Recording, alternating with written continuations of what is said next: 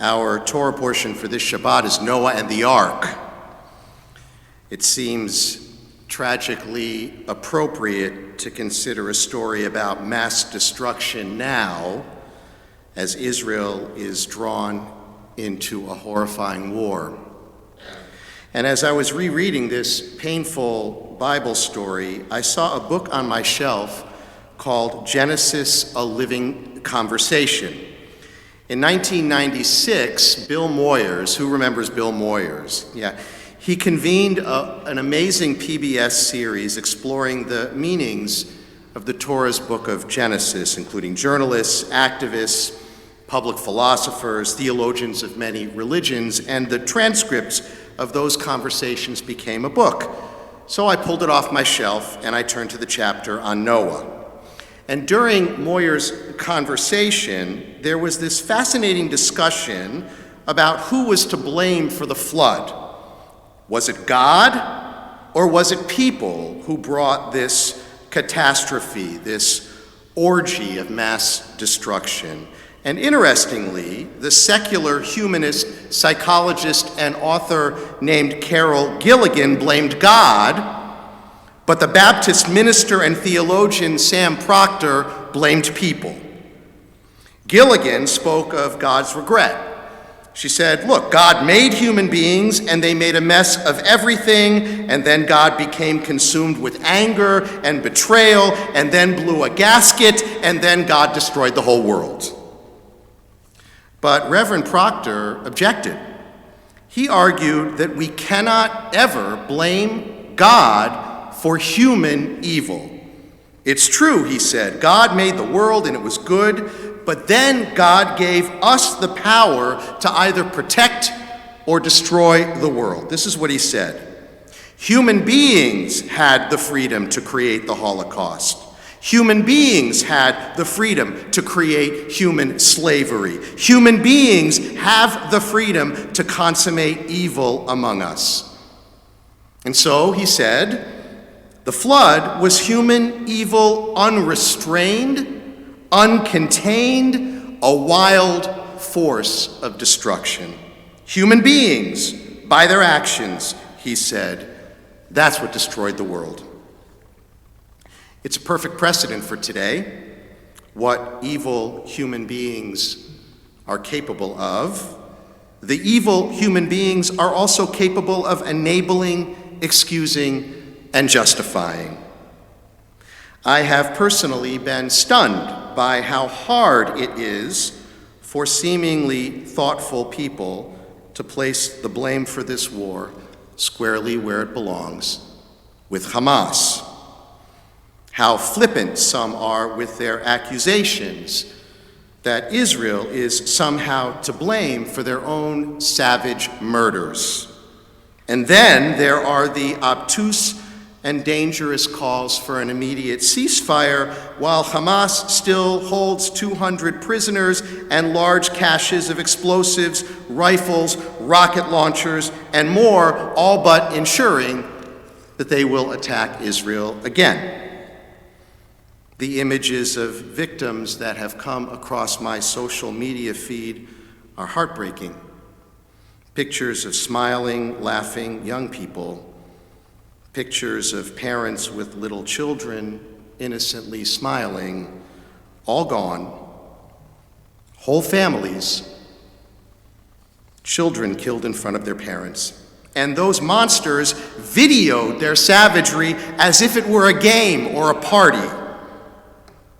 It shouldn't be hard to unequivocally condemn the murderers and the kidnappers of little children. There are times when assigning responsibility for human suffering is hard and murky and complicated. And then there are times when it is crystal clear, when the author of human destruction is easy to indict. Our enemies want the world to forget Hamas's merciless massacre on Simchat Torah. And the world is beginning to. It's beginning to forget already. And we won't let them. And now, so many more will die. And the heart breaks. But make no mistake, Hamas owns this bloody tragedy. This week I taught our brotherhood a mystical tradition. Sages say that because human beings were created with the light of God within us, we all benefit from divine grace. But they also taught that there is a dark, evil impulse in each of us, which they called the Sitra Achra. And the sages taught that when we give energy to the Sitra Achra, when we feed it, it darkens that divine light within and even extinguishes it, and the soul disappears. Then the title human being no longer applies. So what does one call the perpetrators of such brutality as our Israeli family endured on Simchat Torah? Certainly not human beings. What does one call the leaders of such evil who then retreat with guns and rockets into hospitals and schools and mosques and apartment buildings with elderly Holocaust survivors and toddlers as hostages? Not human beings.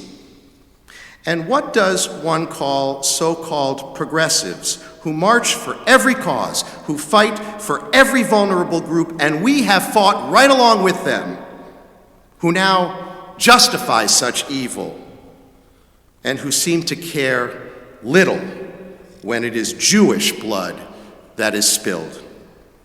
Or the university president, or the academic, or the public figure who refuses to call out such barbarism, or who only speaks when forced to, who lies about the history of this conflict, or who speaks without knowing anything and claims the mantle of morality, calling on Israel to stand down, equating the victim with the perpetrator. What name is appropriate for them?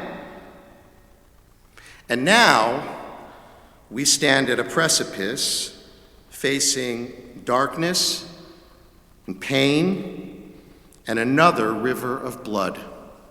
So many more will die, including so many innocent Gaza residents, children who are also victims of Hamas evil. I grieve for them too.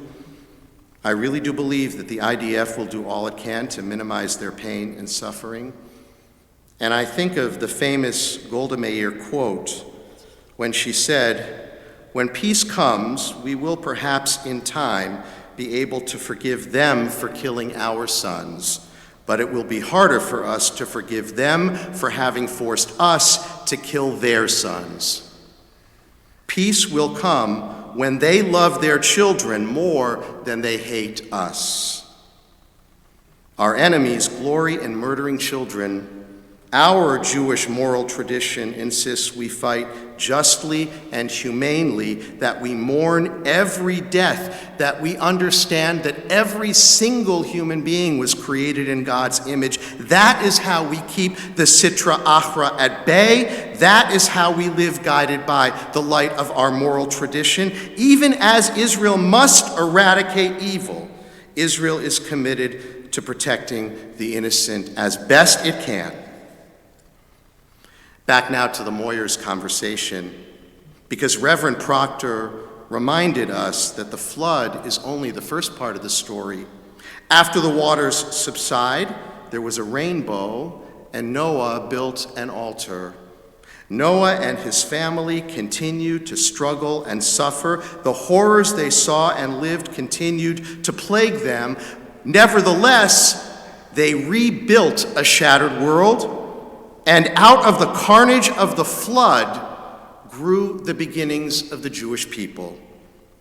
So I'm praying tonight with all my heart that something good, something positive, something constructive will come out of this horrible, painful time. Maybe the beginnings of a genuine, authentic peace, enduring, mutual recognition, maybe even mutual respect. Adonai oz le'amo yiten. Adonai yivarech et amo b'shalom. May God grant strength unto our people. May God grant our people peace. We pause for silent prayer.